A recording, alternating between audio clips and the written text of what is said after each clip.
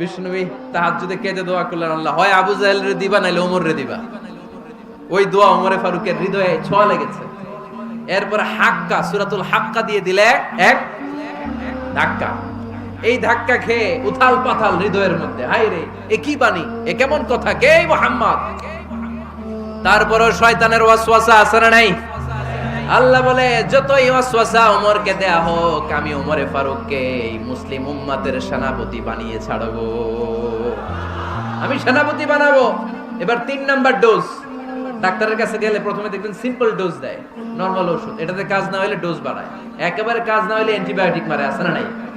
আল্লাহ প্রথমে দোয়ার ছোঁয়া লাগালেন, তারপর সূরা হাক্কা দিয়ে ধাক্কা মারলেন, এরপরে রব্বুল আলামিন বলেন এবার 3 নাম্বার ডোজ সূরা তহা দিয়ে আমি তোমার হৃদয়টারে উজালা বানায় দেব রে ওমর। শয়তান ওদিক দিয়ে ওয়াসওয়াসা, খেলা দুই দিক থেকে চলতেছে। আল্লাহ তাআলা হেদায়েতের রাস্তায় টানছে, শয়তান জাহান্নামের দিকে টানছে। ঘোষণা দেয়া হলো মক্কায়, মুহাম্মদের মাথা কেটে এনে দিলে এত এত স্বর্ণ মুদ্রা দেয়া হবে। ওমরে ফারুক রাজি হয়ে গেলেন, নাঙ্গা তলোয়ার নিয়ে বিশ্বনবীর মাথা কাটার জন্য ছুটলেন। নাউজুবিল্লাহ পড়বেন না? বনু জাহরা গোত্রের এক লোক বলে, আইনা ইয়া আমার, কই যাও? মুহাম্মদের মাথা কাটতে যাই। আরে মুহাম্মদের মাথা কাটতে যাও? তোমার বোন ফাতিমা বিনতে খাত্তাব আর তোমার বোন জামাই সাঈদ কদ সাবা, এরা তো ধর্ম ত্যাগ করে ফেলছে, এটা তো আমাদের ধর্ম ত্যাগ করে মুহাম্মদের ফলোয়ার হয়ে গেছে।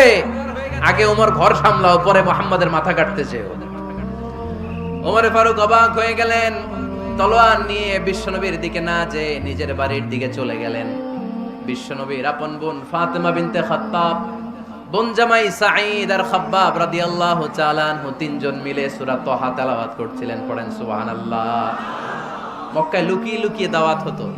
খাব্বাব রাদিয়াল্লাহু তাআলা আনহু একটা চামড়ার ফলকের মধ্যে সূরা তহার কয়েকটা আয়াত এনে ওমরে ফারুকের বোন আর বোন জামাইকে শিক্ষা দিচ্ছে, ট্রেনিং দিচ্ছে। সুবহানাল্লাহ পড়েন। লুকিয়ে লুকিয়ে ওমরে ফারুক যখন ঘরে চলে আসলেন, এরা তটস্থ হয়ে গেল। সাইয়েদনা খাব্বাব বিছানার তলায় লুকিয়ে গেলেন। ওমরে ফারুক বললেন, দরজা খোলো।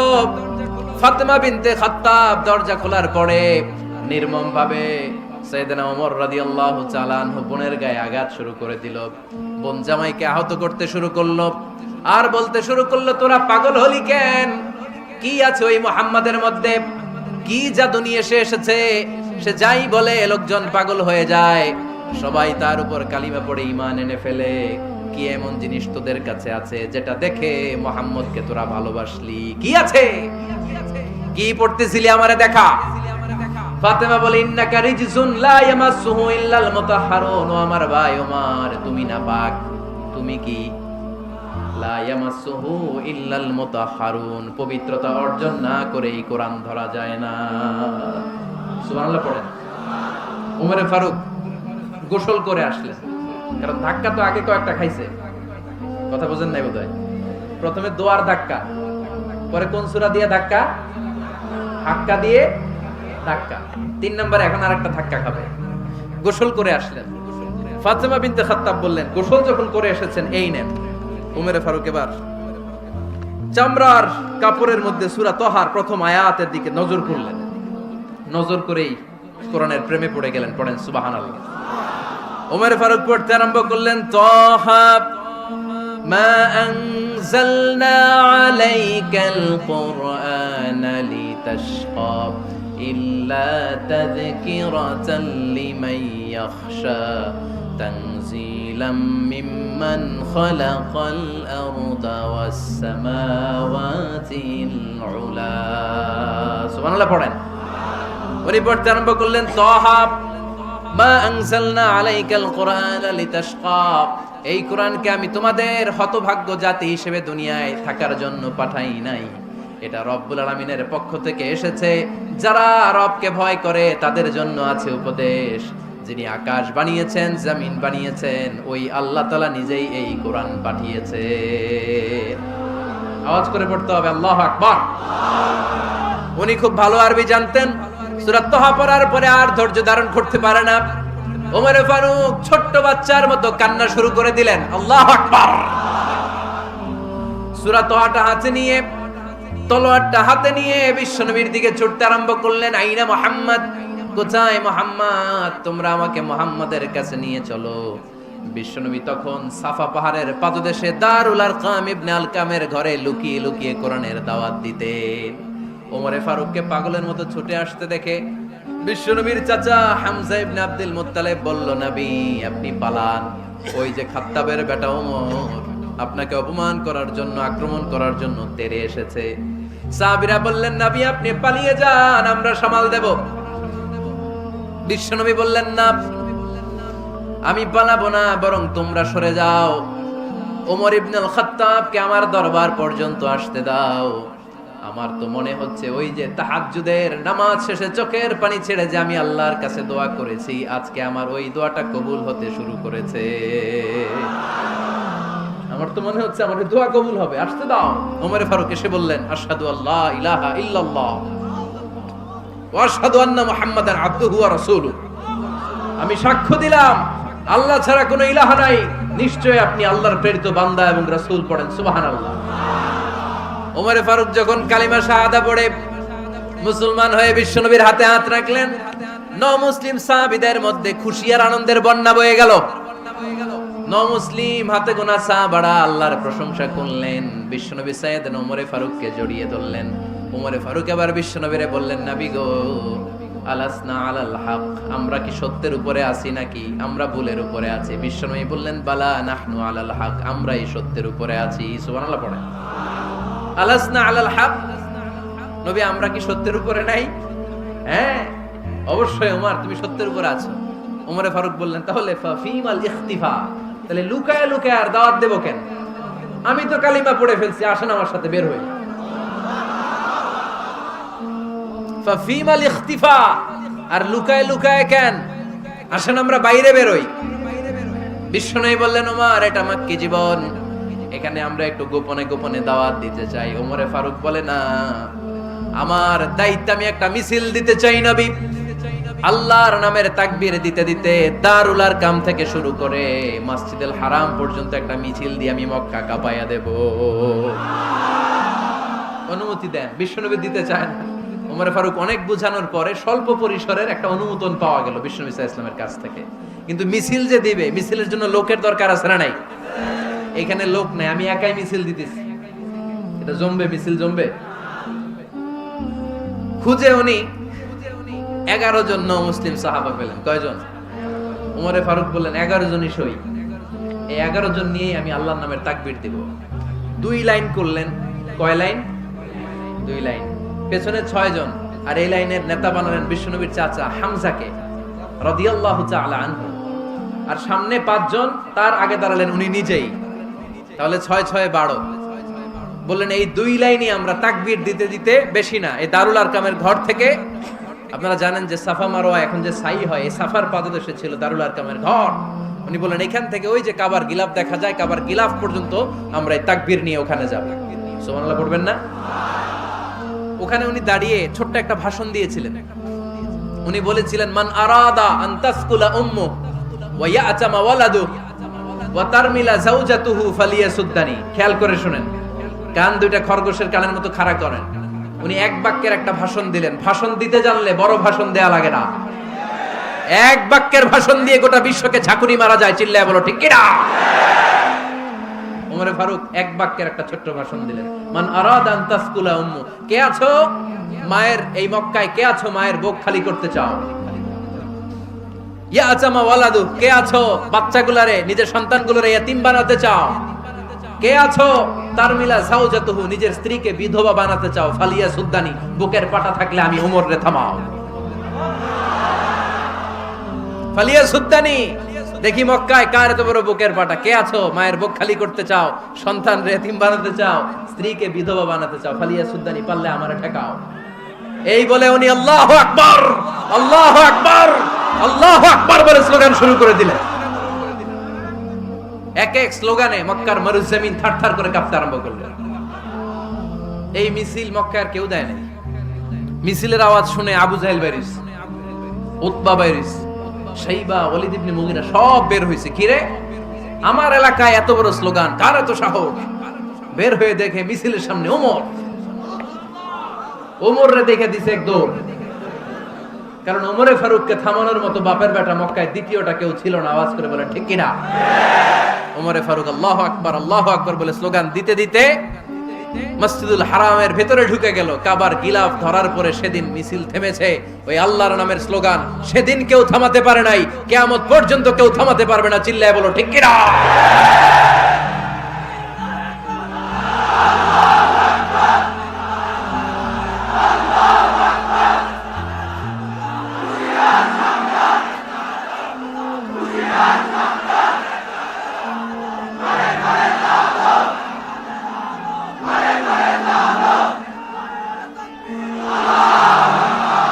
ওইরকম একটা ওমরের দরকার, আমাদের বেশি চাই না। জোরে বলেন ঠিক কিনা?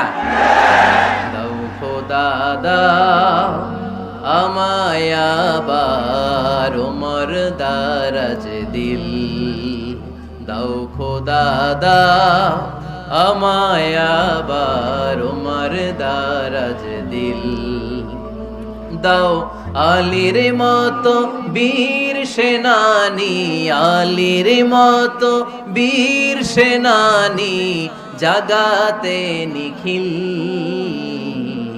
দাও খোদা দাও আমায় আবার ওমর দারাজ দিল। সুবহানাল্লাহ পড়েন। একটা ওমর লাগবে।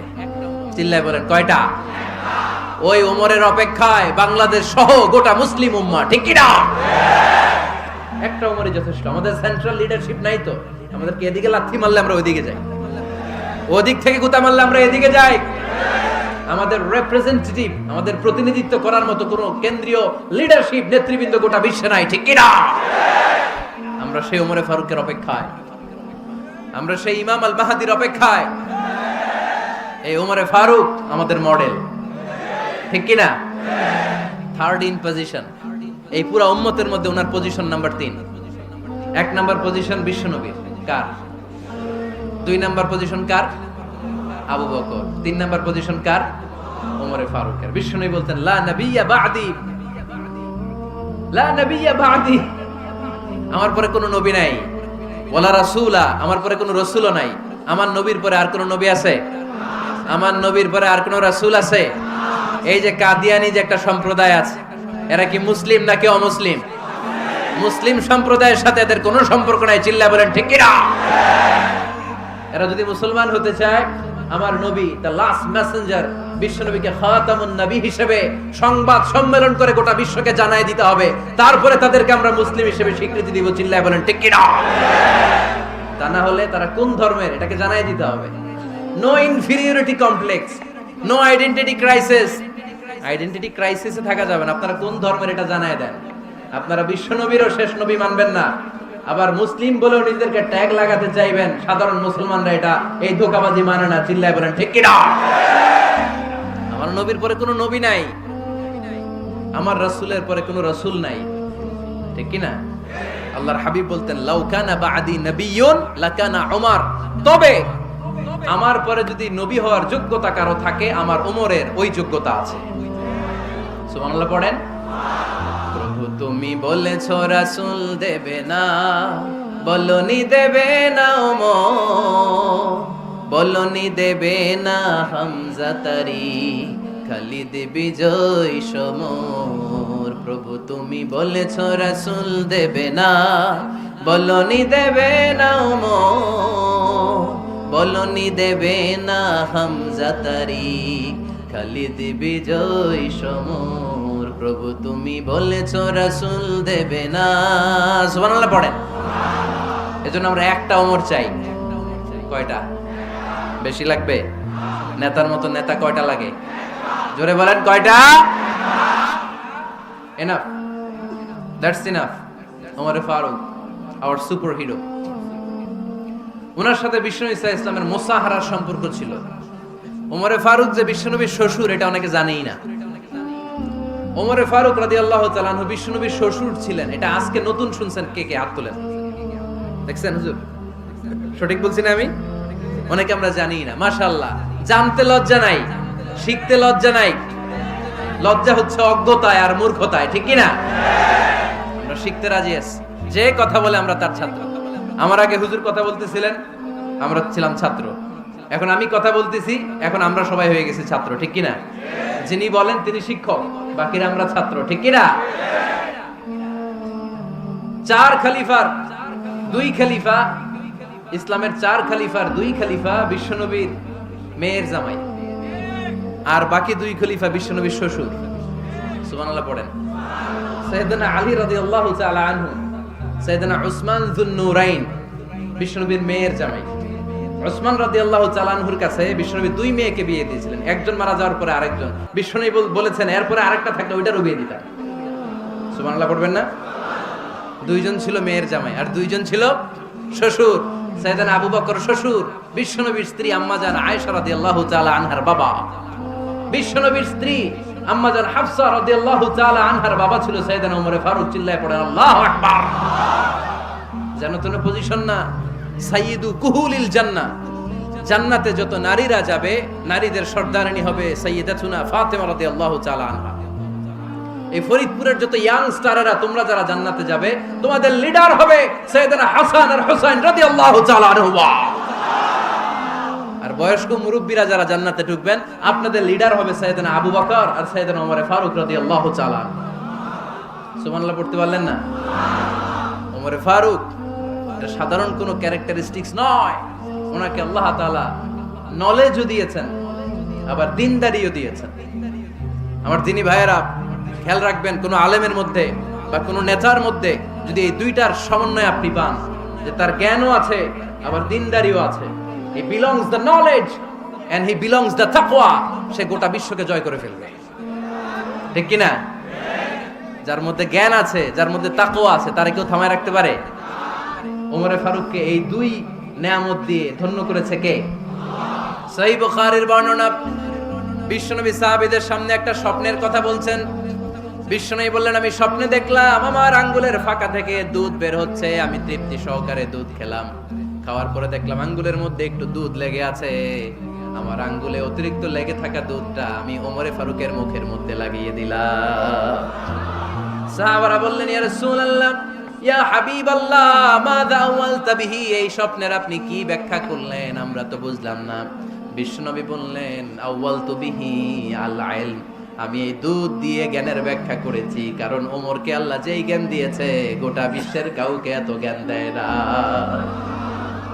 এজন্য স্বপ্নে যদি কেউ দেখেন যে আপনি দুধ খাচ্ছেন, তার মানে আল্লাহ তাআলা আপনার জ্ঞান বাড়ায় দিবেন। ওমরে ফারুককে দুধ খেয়ে অতিরিক্ত দুধের অংশটা বিশ্বনবী আবু বকর রাদিয়াল্লাহু তাআলা আনহুর মুখে দেন নাই, সাইয়েদনা উসমানের মুখে দেন নাই, আলী রাদিয়াল্লাহু তাআলা আনহুর মুখে দেন নাই। স্বপ্নে ওই অতিরিক্ত লেগে থাকা দুধটা বিশ্বনবী ওমরে ফারুকের ঠোঁটের মধ্যে লাগিয়ে দিয়েছেন। এই হাদিস থেকে প্রমাণ হয় আল্লাহ তাআলা জ্ঞানের নিয়ামতে সাইয়েদনা ওমরে ফারুককে ধন্য করেছেন। আবার বুখারীর বর্ণনা, বিশ্বনবী সাল্লাল্লাহু আলাইহি ওয়াসাল্লাম আরেকটা স্বপ্নের বর্ণনা দিচ্ছেন। তিনি বললেন তোমাদের সবাইকে স্বপ্নে আমার সামনে দাঁড় করানো হলো, আমি দেখলাম তোমাদের কারো জুব্বা নাভি পর্যন্ত, কারো জুব্বা হাঁটু পর্যন্ত, কারো জুব্বা টাকনু পর্যন্ত। ওমরে ফারুককে যখন স্বপ্নে আমার সামনে দাঁড় করিয়ে দেয়া হলো, আমি দেখলাম ওমরের জুব্বা এত লম্বা, ওমর টেনে হিচড়ে তার জুব্বা নিয়ে সামনে হেঁটে যাচ্ছে। সাহাবারা বললেন ফামাযা আওয়ালতা বিহি ইয়া রাসূলুল্লাহ, ও আল্লাহর রাসূল এই স্বপ্ন দিয়ে আপনি কি বোঝাতে চাইলেন, আমরা কিছু বুঝলাম না। বিশ্বনবী বললেন আওয়ালতু বিহি আদ-দ্বীন, আমি এই হাদিসের দ্বারা দ্বীনের ব্যাখ্যা করলাম, যার জামা যত লম্বা তার দ্বীনদারি তত বেশি। সুবহানাল্লাহ, আসতে পড়েন। স্বপ্নে দেখলেন কোন সাহাবীর জুব্বা নাভি, কোন সাহাবীর হাঁটু, কারোটা টাকনু, কিন্তু ওমরে ফারুকের জুব্বা এত লম্বা ইয়াজুরু থাওবাহু, তিনি তার জুব্বা টেনে হিচড়ে যাচ্ছেন। বিশ্বনবী বললেন এটা দ্বারা আমি দ্বীন, আমি তাকওয়া, দ্বীনদারি তাকওয়া এটার ব্যাখ্যা করেছি। তার মানে ওমরে ফারুকের তাকওয়ার সামনে সব তাকওয়া পানি হয়ে যাবে, কোন সুবহানাল্লাহ। আল্লাহ তাআলা সাইয়েদনা ওমরে ফারুককে দ্বীনের জ্ঞান দিয়েছেন, তাকওয়া দিয়েছেন। যুবক ভাইরা, যাকে আল্লাহ তাআলা দ্বীনের জ্ঞান দেয়, যাকে আল্লাহ তাআলা তাকওয়ার এই গুণ দিয়ে সমৃদ্ধ করে, তার জন্য গোটা বিশ্বের সব দরজাগুলোকে ওপেন করে দেয় কে? কত বড় মুত্তাকি ছিলেন সাইয়েদনা ওমরে ফারুক। মদিনার সমাজে কয়জন মুনাফিক ছিল বিশ্বনবী ছাড়া কেউ বলতে পারতেন না। বিশ্বনবী কোন সাহাবীকে মুনাফিকদের লিস্ট দিয়ে যান নাই, একজন সাহাবী ছাড়া। দেখি কেউ বলতে পারেন কিনা ওই সাহাবীর নাম কি নাম? হুযায়ফা ইবনুল ইয়ামান রাদিয়াল্লাহু তাআলা আনহু। ওনাকে বলা হতো সাহিবু সিররি রাসূলিল্লাহ, আল্লাহ রাসূল সাল্লাল্লাহু আলাইহি ওয়াসাল্লামের গোপন তথ্যের ধারক বাহক। সুবহানাল্লাহ পড়বেন না? বিশ্বনবী ইন্তেকালের আগে মদিনার সমাজে মোট কয়জন মুনাফিক আছে এই তথ্য আবু বকরকে বলেন নাই, ওমর রাদিয়াল্লাহু তাআলা আনহুকে বলেন নাই, উসমান রাদিয়াল্লাহু তাআলা আনহু, আলী রাদিয়াল্লাহু তাআলা আনহু, আশারাতুল মুবাশশিরিনা বিল জান্নাহ কোন সাহাবীকে বলেন নাই। শুধুমাত্র কেবলমাত্র একমাত্র হুযায়ফা ইবনুল ইয়ামান রাদিয়াল্লাহু তাআলা আনহুর কাছে মুনাফিকদের লিস্টে বিশ্বনবী দিয়ে গিয়েছে। সুবহানাল্লাহ পড়ে। মদিনায় কারা কারা মুনাফিক কেউ জানতো না হুযায়ফা ছাড়া। কে ছাড়া? নামটা আজকে মুখস্থ করেন, যাতে অন্য কোনো ওয়াজে কেউ জিজ্ঞেস করলে বলতে পারেন। মুনাফিকদের লিস্ট যে সাহাবীর কাছে বিশ্বনবী দিয়ে গিয়েছিলেন, সাহাবীর নাম কি? নাম? নামটা কেমন লাগে? ভাল লাগে? অনেকে আমারে জিজ্ঞেস করে, হুজুর আমার ছেলে হবে আগামী মাসে, একটা নাম দেন। নাম দিয়ে দিলাম হুযায়ফা। যাদের হবে ছেলে, এলাকায় যাদের নেক্সট কয়েক মাসে ছেলে হবে, খালি হুযায়ফা চলবে। কি চলবে? ভাল লাগে? নামটা ভাল লাগে? রাইখেন, অনেক সুন্দর নাম। উনি জানতেন মুনাফিক কারা। দেখেন ওমরে ফারুকের তাকওয়ার লেভেলটা কত হাই। ওমরে ফারুক একদিন হুযায়ফা রাদিয়াল্লাহু তাআলা আনহুর কাছে গেলেন, যে বললেন, হুযায়ফা, বিশ্বনবী ইন্তেকালের আগে মুনাফিকদের নামের লিস্টটা কারো কাছে দেয় নাই, আমার জানা নাই, সাইয়েদনা আবু বকরের জানা নাই, কোন সাহাবীর জানা নাই, তুমি ছাড়া। আমি তোমার কাছে জানতে চাই, আমি ওমরের নামটা ওই মুনাফিকদের খাতায় আছে কিনা আমার একটু বলো। আমার ওমরের নামটা ওই মুনাফিকদের লিস্টিতে একটু আছে কিনা, নামটা একটু বলো। যদি থাকে আমি ভালো হয়ে যাব, আমি নেফাকি দূর করে পাক্কা মুমিন হতে চাই। আমার নাম যদি মুনাফিকের লিস্টে থাকে আমি তো শেষ। হুযায়ফা চোখের পানি ছেড়ে দিয়ে বলে, আমিরুল মুমিনিন, কেমন প্রশ্ন করলেন আপনি? আপনি বিশ্বনবীর শ্বশুর, এই উম্মতে আপনার পজিশন 3 নাম্বার। আপনারে মুনাফিকরা ভয় পায়, শয়তান আপনারে ভয় পায়। আপনি জান্নাতে সব বয়স্ক লোকদেরকে নিয়ে জান্নাতের মধ্যে আগে আগে ঢুকবেন, কেমন করে মুনাফিকদের কাতারে আপনার নাম থাকতে পারে? ওমর সুবহানাল্লাহ পড়ে। কি বিনয়ী, কি তাকওয়া। হুযায়ফাকে যে ধরতেন, হুযায়ফা একটু বলো না আমার নামটা মুনাফিকদের লিস্টিতে আছে কিনা। ওমরে ফারুকের যদি এই টেনশন থাকে যে আমি মুনাফিক হয়ে গেলাম কিনা, আমাদের এই টেনশন থাকার দরকার আছে না নাই? হ্যাঁ, যেন সব সময় আল্লাহর কাছে দোয়া করতে হবে, আল্লাহ তুমি নেফাকি থেকে আমাদেরকে বাঁচাও। আরো জোরে পড়েন আমিন। ওমরে ফারুক রাদিয়াল্লাহু তাআলা আনহু আমাদের সুপার হিরো, আমাদের সবাই বলেন আমাদের। উনি কত বড় সুপার হিরো শুনেন। উনি জুমার খুতবা দিচ্ছেন। কি দিচ্ছেন? মসজিদে নববীতে খুতবার মাঝখানে হঠাৎ বললেন, ইয়া সারিয়াতাল জাবাল, ইয়া সারিয়াত ইবনে জানিমিল জাবাল। এই কথা বলেই আবার খুতবা দিতে শুরু করলেন। ওনার এই ইয়া সারিয়াত ইবনে জানিমিল জাবালের সাথে আগের কথারও কোনো মিল নাই, পরের কথারও কোনো মিল নাই। জুমার নামাজের পর মুসল্লি সাহাবারা ধরলেন, বললেন, ইয়া আমিরাল মুমিনিন। খুতবার মাঝখানে হঠাৎ করে ইয়া সারিয়াত ইবনে জালিমিল জাবাল বলে আপনি চিৎকার করলেন কেন? আপনার এই বাক্যের সাথে আপনার খুতবার আগের বাক্যের কোনো মিল নাই, আপনার খুতবার পরের বাক্যেরও কোনো মিল নাই। এই কথা আপনি কারে বললেন, কারে উদ্দেশ্য করে বললেন? এই কথার তাৎপর্য কি আমাদেরকে বুঝিয়ে বলে। ওমরে ফারুক বললেন, আমি যখন খুতবা দিচ্ছি আমি দেখতে পেলাম ওই যে কয়েক মাস আগে আমি আমার মুসলিম সেনাবাহিনী পারস্যে আক্রমণের জন্য পাঠিয়েছি, বর্তমান ইরান, ইরানের ওই বিশাল এলাকাতে পারস্যে আমি আমার ব্যাটালিয়ন পাঠিয়েছি। আমি হঠাৎ করে দেখতে পেলাম আমার মুসলিম বাহিনীর সেনাপতি যুদ্ধের এক পর্যায়ে তার ডানে আছে উপত্যকা, বায়ে আছে পাহাড়, সে পাহাড়ি রাস্তা ছেড়ে দিয়ে উপত্যকার দিকে যেতে শুরু করেছে।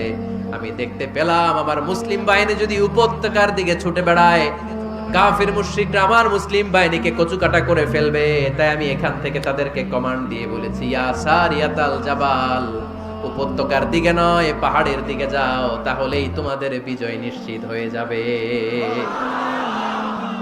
উপত্যকার দিকে যেও না, ইলাল জাবাল, ইলা সারিয়াতিল জাবাল, পাহাড়ের দিকে ছোট।